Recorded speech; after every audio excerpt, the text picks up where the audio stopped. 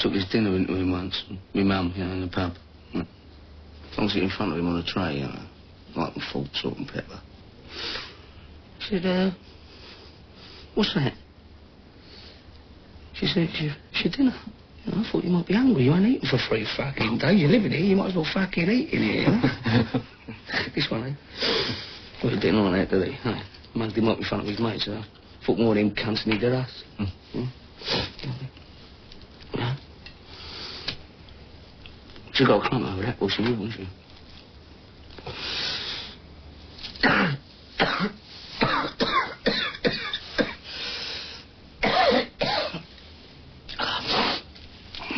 He was always pissed in it, wasn't he, you know?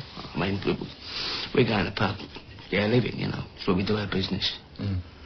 But we in there spunked out the wall, we're sitting home, not a Dino, you know, thank you. And he'd, promised things, you know. Promised to take us places, you know. Never did. Never took us anywhere.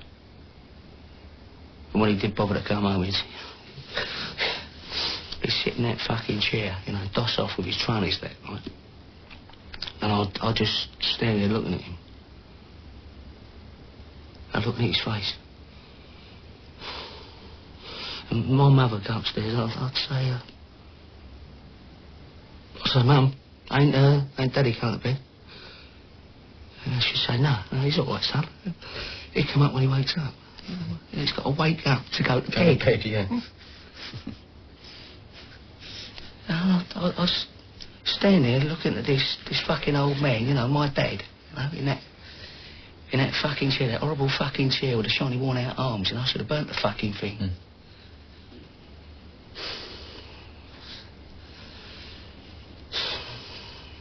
By the end, he was hemorrhaging from both ends, you know. And I used to hear him in the morning hanging onto the cars. It was lovely, right? You know, never stopped him going to the pub, though. No, well enough to do that.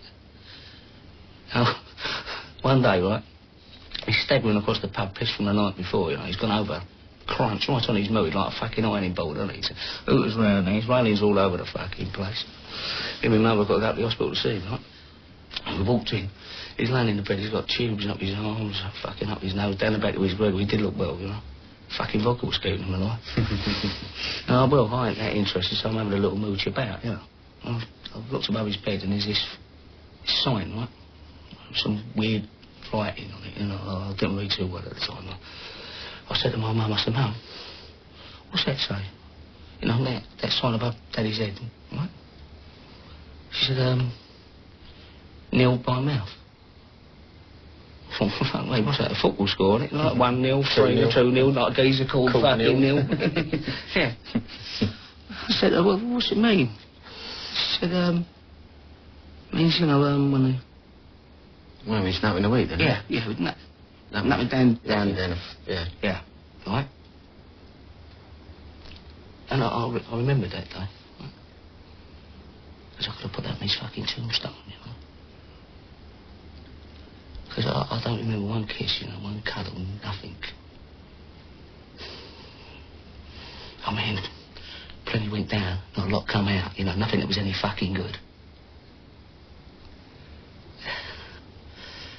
And I look at this man that I called Dad, you know, my father, I knew him as Dad, he was my fucking dad, but he wasn't like other kids' dad, you know. It was as if the word itself was enough. And it ain't.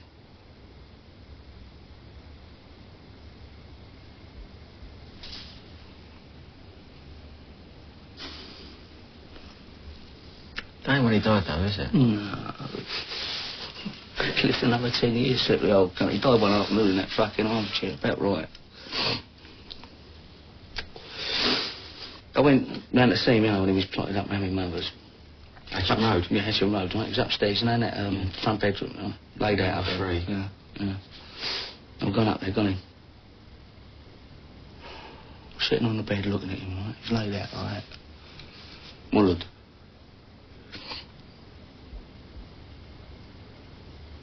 Yeah, he's like he shrunk, you know. He was a big man, you know. Well, he was a lump. Yeah, you fucking shouldn't know. I've got enough clumps off the cunt.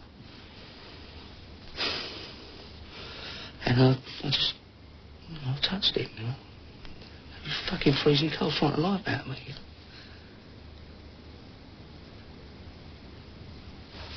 I was looking at him, you know.